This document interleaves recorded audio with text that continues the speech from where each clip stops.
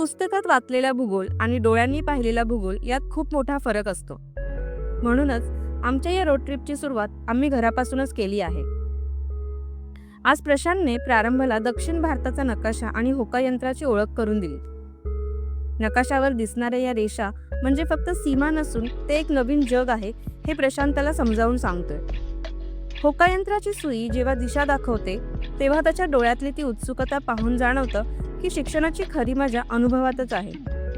या 12 दिवसांच्या प्रवासात आपण अनेक राष्ट्रीय महामार्ग पार करणार आहोत, राज्यांच्या सीमा बदलताना पाहणार आहोत. मैलांच्या दगडांवरचे बदलणारे आकडे आणि बदलणारी संस्कृती हे सगळं जेव्हा तो स्वतः अनुभवेल तेव्हा त्याला भूगोल हा विषय कधीच कठीण वाटणार नाही. आमचा हा प्रवास फक्त फिरण्यासाठी नाही तर प्रारंभासाठी ही एक फिरती शाळा आहे. कारण आमचं मानणं आहे जो जगतो तोच खऱ्या अर्थाने शिकतो. तर मग निघूया एका नव्या शिकवणीसाठी.